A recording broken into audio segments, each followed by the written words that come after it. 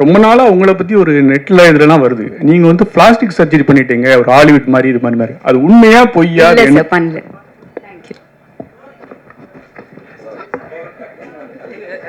பண்ணல sir. Sir எப்பவுமே உங்களுடைய இது வந்து ஏபிசி சென்டர் உங்களுக்கு எது பிடிச்ச சென்டர்? ஏன்னா நீங்க வந்து படம் சொல்லும் போது சில விஷயம் சொல்லியிருக்கீங்க. எனக்கு வந்து பி சென்டர் தானே நான் அடிச்சு காலி பண்ணிட்டு போவேன்ட்டு. ஆமா, அந்த ஒரு படத்திலேயே சொல்லியிருக்கீங்க. வெங்கட் பிரபு படத்துல ஒரு லாஸ்ட் சீன்ல வந்து கர்த்தின் பவர் ஜெய். ஓகே ஓகே சரிங்களா, அந்த சீன்ல வந்து நீங்க சொல்லியிருப்பீங்க. ஸோ இப்போ எப்படி தோணுது உங்களுக்கு? நீங்க சொன்ன ஏபிசி எல்லா சென்டரும் ட்ரை தான் ஒன்றும் பண்ணியிருக்கோம்.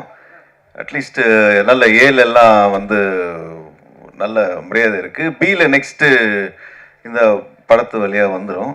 அது நம்பிக்கை இருக்கா உங்க மேல? இருக்குங்க, நம்பிக்கை தான் வாழ்க்கை. எங்க எங்க நம்பிக்கை தான் வாழ்க்கை, என்ன சொல்றதுன்னு தெரியல. வைபவ் சார், அண்ணா அண்ணா வந்து தம்பி இருக்கிற படத்துலலாம் நான் இருப்பேன்னு அடம் பிடிக்கிறாரா, இல்லை நீங்கள் அண்ணனை போடுங்கன்னு கேட்குறீங்களா? ஏன்னா அவரும் இன்னைக்கு ஒரு பெரிய ஒரு பிஸி ஆர்டிஸ்ட் ஆயிட்டான். தெரியல, ஆக்சுவலி இந்த படம் தான் ஆரம்பித்தோம். அதுக்கப்புறம் பெருசில் வந்துட்டு ரெண்டு பேரும் பயங்கர ஈக்குவலாக. இப்போ அவன் தான் டெய்லி வந்து இனோவா வரும், கன்ஃபியூஸ் ஆகுது. இப்போது முந்தி கன்ஃபியூஸ் ஆகிட்டு இருந்துச்சு, இப்போ கன்ஃபார்மாக அவனுக்கு தான் வருது இனோவா. ஸோ அவன் தான் பிஸி ஆர்டிஸ்ட்டு. நான் எதுவும் ரெக்கமெண்ட் பண்ணுறதில்ல சார், அவங்களா தான் கேட்குறாங்க அண்ணனை கொஞ்சம் கேளுங்க அப்படின்ட்டு. நான் தான் கொஞ்சம் இந்த ரெமெண்டேஷன் சைட்லலாம் கொஞ்சம் கம்மி பண்ணி பேசிகிட்டு இருக்கேன் அவங்க கூட. அது மாதிரி ஜான் விஜய் சார் சொன்ன மாதிரி நீங்கள் ஜான் விஜய் சார்லாம் இருந்தாங்கன்னா இந்த ஒரு கையனை கீழே போட்டு பசங்களை பார்க்க சொல்றது, டபுள் மீனிங் இதெல்லாம் இல்லைன்னா எங்களை மாதிரி ரசிகர்களுக்கு ஏமாற்றம் ஆயிடாது. அது இல்லையெல்லாம் அந்த மாதிரி எதுவும் பண்ணதில்லை. சரி சார், நெக்ஸ்ட் இதுக்காக அடுத்து சரி இப்போ ஏதாவது ஒன்று சொல்லுங்க. இந்த ₹1 காயின் இல்லை, இப்போ யாருமே ₹1 காயின்லாம் யூஸ் பண்ணுறதில்லண்ணே, எல்லாம் ஜிபே. அதனால பிரச்சனை கிடையாது எங்களுக்கு. சார் டைரக்டர் சார், நீங்கள் கே ராஜேஸ்வர் அவர் அவ்வளோ பெரிய டைரக்டர். அமரன் ஒரு படம் போகும் சாருக்கு, ஆனால் பல படங்கள் பண்ணியிருக்காரு. ஆனால் உங்களுக்கு எதுக்கு ஒரு துணை, ஏன் சிங்கிளாக பண்ணல? இல்ல சார், இயக்குனர் என்ன கான்செப்ட்? ஆமா, இவர் என்னோட பெரியமா பையன் தான், என்னோட தம்பி தான் அவரு. நான் வந்துட்டு ஒரு 8 வருஷமா 10 வருஷமா அட்வர்டைஸ்மெண்ட்ஸ் பண்ணிருக்கேன். அந்த ஆடு காலத்துல இருந்தே ரெண்டு பேரும் ஒன்னா தான் பண்ணிருக்கோம். ஸோ அப்பதுலேருந்தே நாங்க ஒன்னா அப்படியே இது பண்ணதுனால தான்.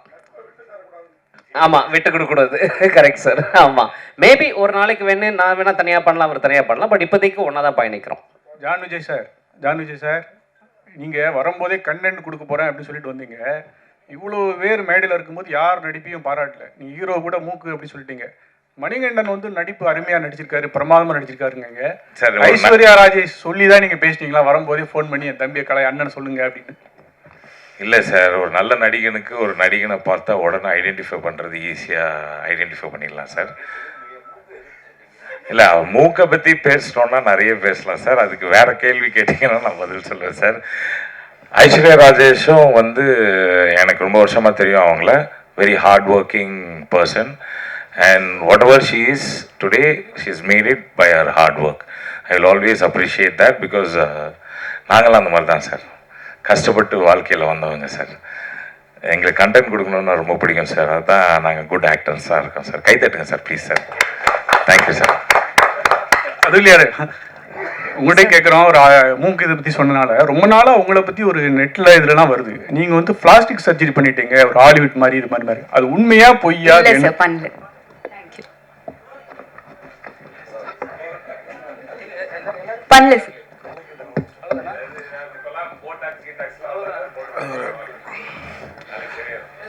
சார் மனோஜ் சார், ஒரு கொஸ்டின். 8 வருஷம் இந்த கதையை நீங்க பல நிறுவனங்கள்ல இருந்திருக்கீங்க.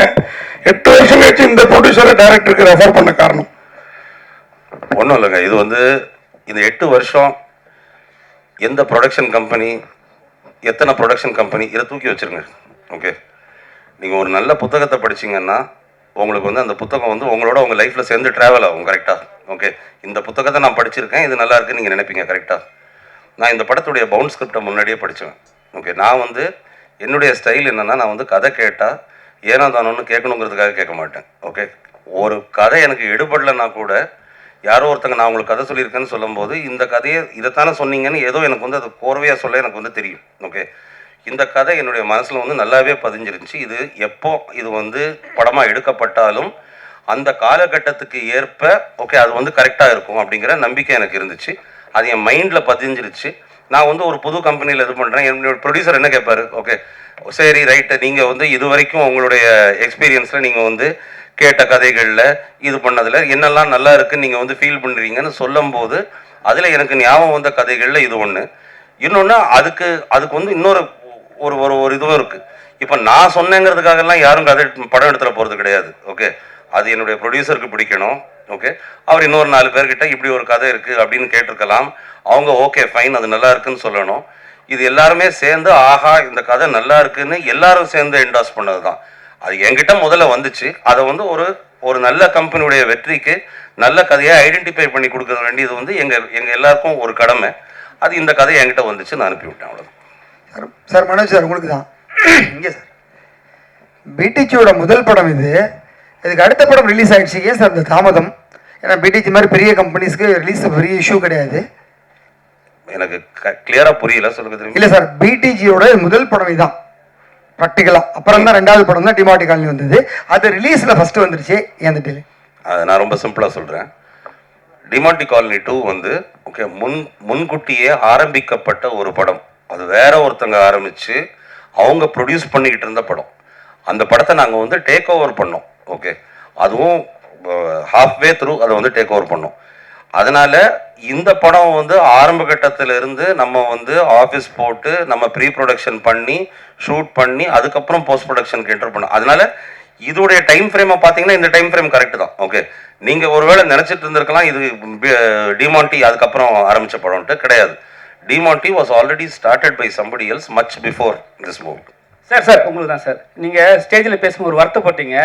எல்லாருமே என் மேலே தான் குறை சொல்கிறாங்க, ஆனால் ஆர்டிஸ்ட்லாம் இதில் தான் உட்காந்துருந்தாங்கன்ட்டு.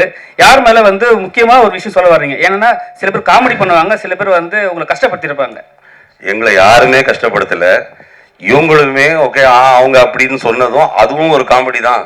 நாங்கள் பதிலுக்கு இவங்க தான் சொன்னதும் ஒரு காமெடி தான். அதை நான் இன்னொன்று சொல்கிறேன். ஓகே, இதில் சார்ந்தவங்க எல்லாம் இங்கே வந்து உட்காந்துருக்கோம்ல, எங்களுக்குள்ள சீரியஸாக ஏதாவது நடக்கிறதுக்கு வாய்ப்பே கிடையாதுங்க. ஓகே, இவர்கிட்ட சீரியஸ் ஆக முடியாது, இவர் என்கிட்ட சீரியஸ் ஆக முடியாது. எல்லாருமே ரொம்ப க்ளோஸ் ஃப்ரெண்ட்ஸ். நாங்கள் வந்து என்ன பண்ணாலும் வேலைன்னு வரும்போது அது வேலையாக கரெக்டாக இருக்கும். ஃபன்னி இப்போ இவங்கெல்லாம் வந்து இப்போ வந்து ப்ரொடியூசரை மீட் பண்ணும் போதும் அது செட்டில் இருக்கும்போது ஒன்று, மற்ற நேரத்தில் பார்க்கும்போது இவங்க ப்ரொடியூசர் ஓகே எல்லாரும் பயங்கரமாக ஜெல்லாவாங்க, எல்லாரும் சேர்ந்து பயங்கரமாக ஜோக் அடித்து பேசிகிட்டு இருப்பாங்க. இந்த பட்டாளத்துடைய அட்வான்டேஜே அதுதான். ஓகே, ஒரு ஈகோ இல்லாத யாரையும் குறை சொல்லாத ஒரு கூட்டம். அது கடைசி வரைக்கும் அப்படியே இருக்கும். ஜான் சார், இதுக்கு நான் ஒன்று சொல்லிடுறேன் பிரதர். என்னன்னா இந்த ஹெட் மாஸ்டருக்கு கரெக்டாக தெரியும் நல்ல ஸ்டூடெண்ட் யாருன்னு. அவங்கள மட்டும் கூட வச்சு படம் எடுத்திருக்காரு. அதனால அவர் என்ன சொன்னாலும் நாங்கள் செஞ்சு தான் ஆகணும். வெளியில் போய் ஹெட் மாஸ்டரை பற்றி கோபமாக பேசுறது, இந்த பாத்ரூமில் எழுதி வைக்கிறதுலாம் நாங்கள் எழுதி வைப்போம். இருந்தாலும் அவர் சொல்கிறத கேட்டு நாங்கள் கரெக்டாக பண்ணதான் நாங்கள் வாழ்க்கையில் முன்னேற முடியும். நல்ல ப்ரொடியூசர், எங்களுக்கு ரொம்ப சந்தோஷம் அவரோட நாங்கள் ஒர்க் பண்ணுறதுல. சார், அந்த மூக்கு மேட்ரு சொன்னீங்க. தமிழ் இண்டஸ்ட்ரியில் பார்த்தீங்கன்னா ரஜினி சாருக்கும் அது மாதிரி தான் இருக்கும். நம்ம நீங்க சொன்னீங்க தெரியுங்களா, அவங்களுக்கும் இவருக்கும். ஏன் வந்து நாசர் சார் சொன்னீங்க? ரஜினி சாருக்கும் அப்படித்தான் இருக்கும், உங்களுக்கும் அப்படித்தான் இருக்கு மூக்கு மேட்ரு. எனக்கு இல்லைங்க, மூக்கு அவருக்குங்க. அவருக்கும் நான் சொல்றேன், உங்களுக்கும் அப்படிதான் இருக்கு. இல்ல என் மூக்கு அவரு மூக்கு கம்பேர் பண்ணும்போது என் மூக்குலாம் யூஸே பண்ண முடியாது. நிறைய ட்ரை பண்ணி பார்த்துருக்கேன். அவர்கிட்ட கேட்டு பாருங்க. நடிப்புக்கு டேரக்டர் சார், சார் நீங்க ஏதாவது டேரக்டர் ஒர்க் பண்ணிருக்கீங்களா? நீங்க பேசும்போது நைட்டா கண்ணு மூடி பார்த்தா நான் மிஸ்கின் சார் வாய்ஸ் வருது. சொல்லியிருக்காங்களா? இல்லை, யாரும் சொன்னதில்லை. அது ஆக்சுவலி இது வரைக்கும் சொன்னதே கிடையாது. நான் பேசுறது பார்த்தா மிஸ்கின் சார் மாதிரி இருக்கு அப்படின்னாங்க. இல்லை சார், அது யாரும் சொன்னது கிடையாது. பட் நான் யார்கிட்டையும் டைரக்டராக ஒர்க் பண்ணது கிடையாது. நான் ஒரு அசிஸ்டன்ட் கேமராமேனாக இருந்திருக்கேன் மேக்ஸிமம். அதுக்கப்புறமா அஃப்கோர்ஸ் அப்பா இருக்காரு. ஸோ அப்பா கிட்ட இருந்துட்டு எல்லாம் கற்றுக்கிட்டது தான். சார், ஒரு கதைக்கு ஏன் சார் 8 வருஷமான காத்திருப்பு? அந்த காத்திருப்போட வழி என்ன? இல்லை, 8 வருஷமா நான் இந்த கதை எழுதி நான் சொல்லி அது வெயிட் பண்ணிட்டு இருக்கும்போது நான் அடுத்த சான்ஸ்லாம் நான் பண்ணிருக்கேன். அடுத்த கதைகள், அடுத்த விஷயங்கள். இப்போ இன்ஃபேக்ட் இந்த கதை வெயிட்டிங்ல இருக்கும்போது தான் நான் வைபவ் சாரை மீட் பண்றேன். இன்னொரு வெப் சீரிஸ் ஒன்று பண்ணலாம் அப்படின்னு சொல்லிட்டு. ஸோ இதை மாத்திரம் வச்சுக்கிட்டு நான் உட்காந்துல அடுத்தடுத்து கதைகளாக எழுதி தான் இருக்கும். பட் இது என்னமோ 8 வருஷம் ஆயிடுச்சு, அவ்வளோதான், வேற எதுவுமே கிடையாது. சார் டைரக்டர் சார் இங்கே பேங்க் ராபரிங்கிறது தமிழ் சினிமாவுக்கு புதுசு கிடையாது, வங்கி கொள்ளைங்கிறது கிடையாது. ஆமா, அந்த படங்கள்லாம் இல்லாம இதுல என்ன டிஃபரெண்ட் பண்ணிருக்கீங்க? என்னன்னா நம்மளோட படம் வந்துட்டு பேங்க் ராபரி வந்துட்டு இப்போ போறோம் ஒரு பேங்க் ராபரி, அந்த இடத்துல வந்துட்டு ஒரு ஒரு ஸ்டாண்ட் அவுட் இருக்குது, போலீஸ் வராங்க, அந்த மாதிரி இல்லாம பேங்க் ராபரி பண்றதுக்கு உண்டான ப்ராசஸ் தான் நம்ம படமே. ஸோ எடுத்தோடனே ஒரு பேங்க் ராபரி வந்தாச்சுப்பா பேங்க்ல மாட்டிக்கிட்டாங்கன்ற மாதிரிலாம் கிடையாது, அந்த ப்ராசஸ் தான் படமே. அண்ட் அதை வந்துட்டு நீங்கள் படம் பார்த்தீங்கன்னா உங்களுக்கு தெரியும், அந்த மெயினாக இருக்கக்கூடிய 4 கேரக்டர்ஸ்க்கு உண்டான அவங்களுடைய ஃப்ளாஸ் இருக்கும். அதெல்லாம் நீங்கள் ட்ரெய்லர்லாம் நீங்கள் பார்க்கும்போது உங்களுக்கு ஒரு ஐடியா கிடைக்கும். அதில் நீங்கள் பார்த்தீங்கன்னா அந்த 4 கேரக்டர்ஸை வச்சுக்கிட்டு எப்படி பண்ணுறாங்க அப்படின்றது தான் கதை. வைபவ் சார், இல்லை ஐடியா கிடைக்கும் அப்படின்னா பேங்க் எது ராபரி பண்ணுறதுக்கான ஐடியாவா? ஐடியா கிடைக்கும்னு சொல்கிறாரு, பேங்க் எது ராபரி பண்ணுறதுக்கான ஐடியாவா? நம்ம இவர் டைரக்டர் சார்கிட்ட கேட்குறேன். என்ன சார்? பேங்க் ராபரி பத்தி சொன்னீங்க, ரொம்ப சுவாரஸ்யமா இருந்தது. ஆமா சார், இதை பார்த்தாலே ஐடியாலாம் கிடைக்கும் அப்படின்னீங்க. ஒருவேளை வந்து ராபரி பண்றதுக்கான ஐடியாக்கள்லாம் கிடைக்கிற அளவுக்கு இருக்குமா? இருக்காது சார், அந்த மாதிரிலாம் எதுவுமே இருக்காது, கண்டிப்பா இருக்காது. இருக்குங்க கட்டாயமா இருக்கும். படமே அதுதான். அது எப்படி ஐடியா இல்லாம பேங்க் ராப் பண்ண முடியும் சொல்லுங்க? ஆனா ராப் பண்றோமா இல்லையான்றது தான் படம். அதை நீங்க பார்த்தா தான் உங்களுக்கு தெரியும். வைபவ் சார், நீங்க இந்த படத்துல இருக்கிறதெல்லாம் ஃபாலோ பண்ணுங்க. வைபவ் வந்து ஒரு கமெண்ட் விடுவார், அந்த ட்ரெய்லர்லேயே நீங்கள் வந்து பார்த்துருப்பீங்க, உங்களை வச்சுக்கிட்டு ஒரு பவர் பேங்கை கூட திருட முடியாதுன்ட்டு. ஸோ இந்த படத்தில் இருக்கிற ஐடியாஸ் எல்லாம் ஃபாலோ பண்ணிங்கன்னா அதுதான் ரிசல்ட். பவர் பேங்கை கூட திருட முடியாது. அதனால பேங்க்கெல்லாம் ரொம்ப பாதுகாப்பாகவே இருக்கும், கவலைப்படாது. சார் வைபவ் சார், எப்பவுமே உங்களோட இது வந்து ஏபிசி சென்டர், உங்களுக்கு எது பிடிச்ச சென்டர்? ஏன்னா நீங்க வந்து படம் சொல்லும் போது சில விஷயம் சொல்லியிருக்கீங்க, எனக்கு வந்து பி சென்டர் தானே நான் அடிச்சு காலி பண்ணிட்டு போவேன்ட்டு. ஆமா, அந்த ஒரு படத்திலேயே சொல்லியிருக்கீங்க. வெங்கட் பிரபு படத்துல ஒரு லாஸ்ட் சீன்ல வந்து கர்த்தின் பவர் ஜெய், ஓகே சரிங்களா, அந்த சீன்ல வந்து நீங்க சொல்லியிருப்பீங்க. ஸோ இப்போ எப்படி தோணுது உங்களுக்கு? நீங்கள் சொன்ன ஏபிசி எல்லா சென்டரும் ட்ரை தான் இன்னும் பண்ணியிருக்கோம். அட்லீஸ்ட் நல்ல ஏல எல்லாம் வந்து நல்ல மரியாதை இருக்கு. பியில் நெக்ஸ்ட்டு இந்த படத்து வழியாக வந்துடும். அது நம்பிக்கை இருக்கா உங்க மேலே? இருக்குங்க, நம்பிக்கை தான் வாழ்க்கை. எங்க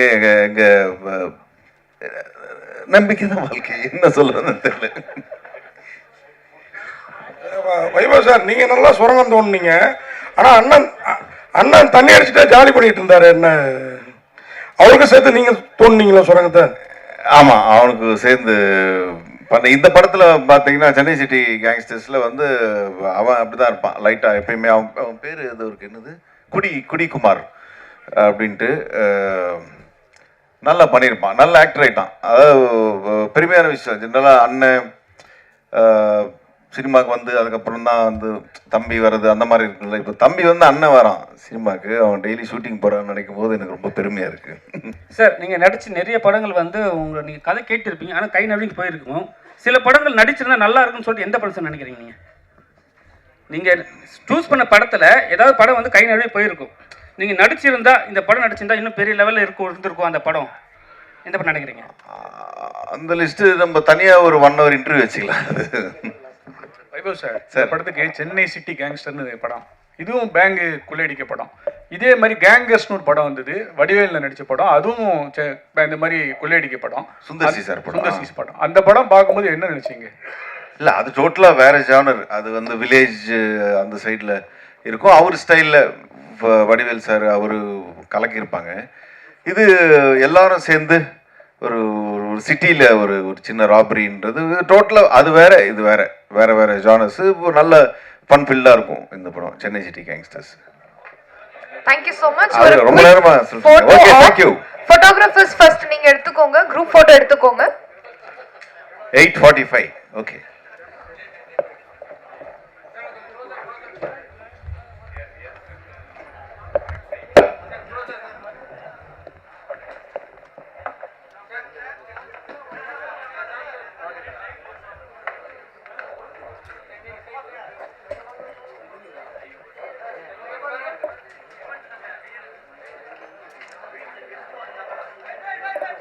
Videographers நீங்க இப்ப எடுத்துக்கலாம்.